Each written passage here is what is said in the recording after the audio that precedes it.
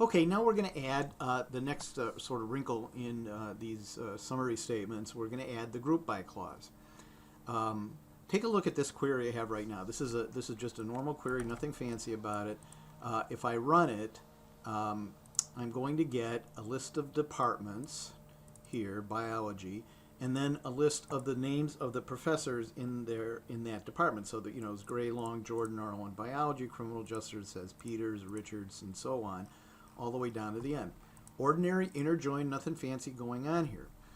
But suppose I wanted to get some statistics about faculty members, but by department. To do that, I'm going to have to add a group by clause. So let's come down here, and at the end of our SQL, I'm going to say group by department, not MENT dot name. Okay. Now, when I run a query like this, I'm going to get errors because it only wants to produce one row per department, but by adding faculty names here, it would want to list multiple rows to departments. So to make the group by work, I have to get rid of this faculty and just say something like count asterisk as number of faculty, like so. Now, if I run this query, I will get a different result than we've seen before. Before, when we had the count statement in it, we got one row out. But now we're getting one row per department. So this shows me that in biology there are 4 professors, in criminal justice 3, early childhood, and so on. So I am grouping the statistics by department, hence the group by down here at the bottom. When I do a group by, I don't have to use just count. I could also do something like this, and I'm just going to paste in these lines of code to save you from having to watch me type, which is pretty boring stuff. Now, let's run this query. So now, by department, I'm getting total salary, average salary, lowest, and I'm still getting the number of faculty members. So by doing a group by, I can take the table that has is on the one side of a one-to-many and do counting on the one side.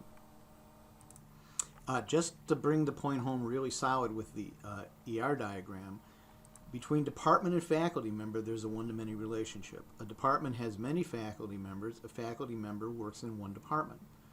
When you have this kind of one-to-many relationship, which is very common, you can group on the one side, department, and count some min, max, whatever on the many side. So we are grouping on the one side and counting on the many side. So that's how you do group bys. In the file, there's a couple of other examples to take a look at. I think there's one more. Let's see. Yeah, if we scroll down, there's scholarship by major.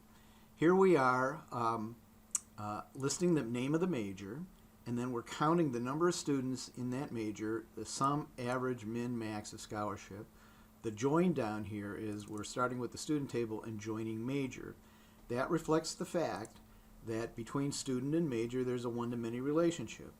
A student has one major, a major can have many students. So we are grouping on the one side and calculating statistics on the many side. Let's go ahead and run this thing. Let's see, here we go. Okay, so we can see for biology there are 10 students who have scholarships in it. We have total scholarship average, lowest, and highest. Notice that everybody in criminal justice has a scholarship because the lowest is not 0. Okay, so that's how we do summarization based on some sort of a group by here on major name or on department name. And then we calculate our statistics for each department or each major.